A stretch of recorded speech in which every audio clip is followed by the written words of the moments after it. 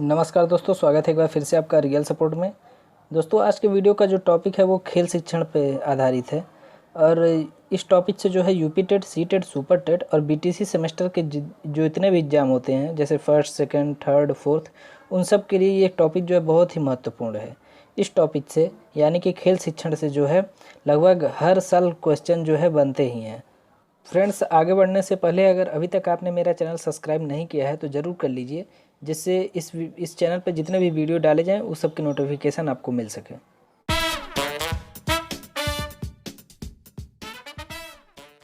सबसे पहले हम जानेंगे कि खेल क्या है। तो खेल का जो सामान्य अर्थ है वो है चित्त की उमंग या मन बहलाव या व्यायाम के लिए इधर उधर उछल कूद, दौड़ धूप या कोई साधारण कृत्य।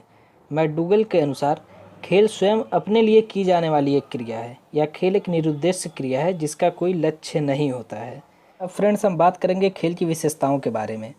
तो खेल का जो प्रवृत्ति है वो जन्मजात और स्वाभाविक दोनों है। ये क्वेश्चन जो है काफ़ी इम्पॉर्टेंट है और कई बार पूछा गया है कि खेल की प्रवृत्ति कैसी है। तो खेल की प्रवृत्ति जन्मजात और स्वाभाविक दोनों है। फिर खेल स्फूर्ति और आनंद प्रदान करता है। खेल शारीरिक और मानसिक क्रिया है।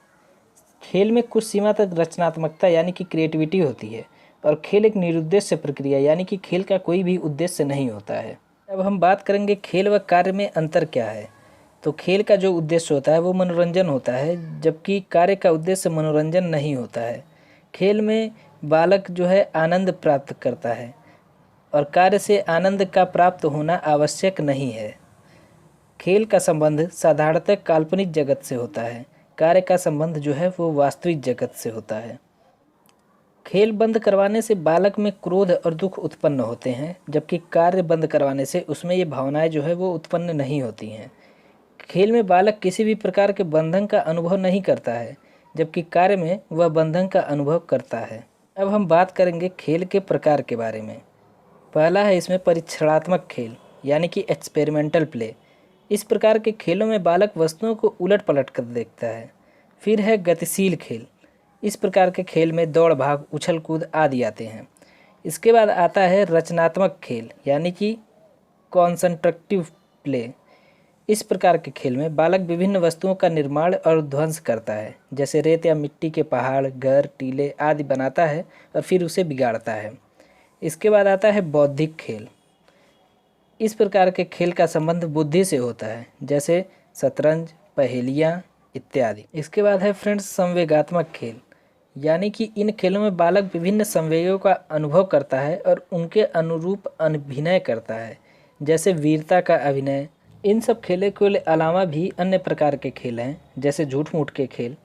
इन खेलों में बालक किसी वयस्क के सामान्य कार्य का व्यवहार करता है।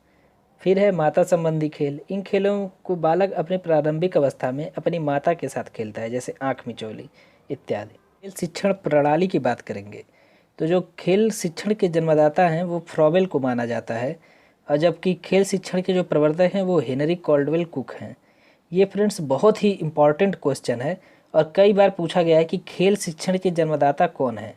तो खेल शिक्षण के जन्मदाता जो हैं वो फ्रॉबेल हैं। हम खेल विधि पर आधारित शिक्षण पद्धतियों के बारे में जानेंगे। तो इसमें पहला जो है वो है मॉन्टेसरी विधि। इस विधि में छोटे बच्चों को विभिन्न प्रकार के रंग बिरंगे खिलौनों द्वारा शिक्षा दी जाती है। इसके द्वारा बालक रंग को पहचानना, गिनती करना और उनमें अंतर स्पष्ट करना, लिखना एवं पढ़ना सीख जाता है। मॉन्टेसरी विधि की प्रणेता जो हैं वो मैडम मारिया मॉन्टेसरी हैं। अब जो दूसरी विधि है फ्रेंड्स वो है किंडरगार्टन विधि। इस विधि के प्रणेता यानी कि जनक जो हैं वो फ्रॉबेल हैं। ये भी क्वेश्चन काफ़ी इंपॉर्टेंट है, कई बार पूछा गया है कि किंडरगार्टन विधि के जो प्रणेता हैं वो कौन है, तो ये फ्रॉबेल हैं। इस विधि में बच्चों को स्वतंत्रतापूर्वक गार्डन में खेलने एवं घूमने फिरने का अवसर मिलता है। इस विधि में बालक को खेल, गीत तथा उपहारों के माध्यम से शिक्षा दी जाती है।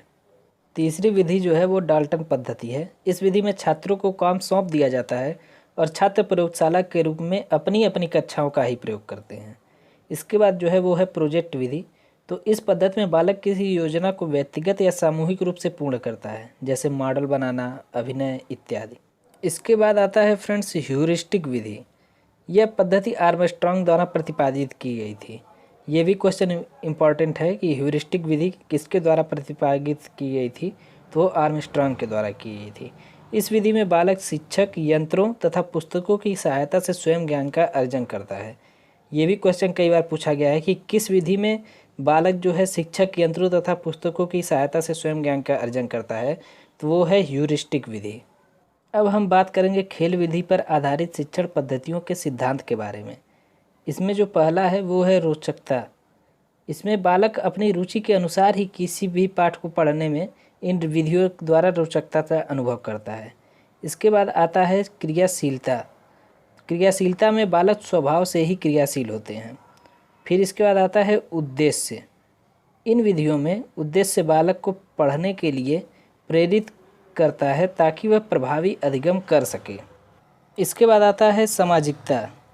सामाजिकता में बालक को सामाजिक जीवन के अनुभव के अनेक अवसर प्रदान किए जाते हैं। इसके बाद आता है स्वतंत्रता। तो बालक को कोई भी कार्य करने के लिए बाध्य नहीं किया जाता, बल्कि उन्हें स्वतंत्रता पूर्वक कार्य करने के अवसर प्रदान किए जाते हैं। खेल प्रणाली के जो है गुण के बारे में बात करेंगे।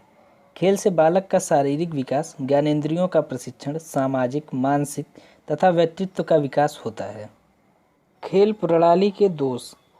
तो खेल प्रणाली से बालक के व्यवहार में जो है वो कठिनाई आती है। सभी स्तर पर सभी विषयों के शिक्षण के उपयुक्त नहीं है। खेल पद्धति जो है वो सभी स्तर पर, यानी कि छोटे बच्चों से लेकर बड़े बच्चों तक और सभी विषयों के लिए शिक्षण उपयुक्त नहीं है। खेल में गंभीरता का अभाव होता है, यानी कि बच्चे जो है वो अनुशासनहीन रहेंगे। इसमें जो है स्वतंत्रता का दुरुपयोग होने की संभावना होती है। दोस्तों, अगर वीडियो पसंद आए तो इसे लाइक ज़रूर करें, जिससे मैं मोटिवेट होता हूँ। और आप इस वीडियो को शेयर करें। आप हमें कमेंट भी कर सकते हैं और हमारे इस चैनल को सब्सक्राइब ज़रूर करें।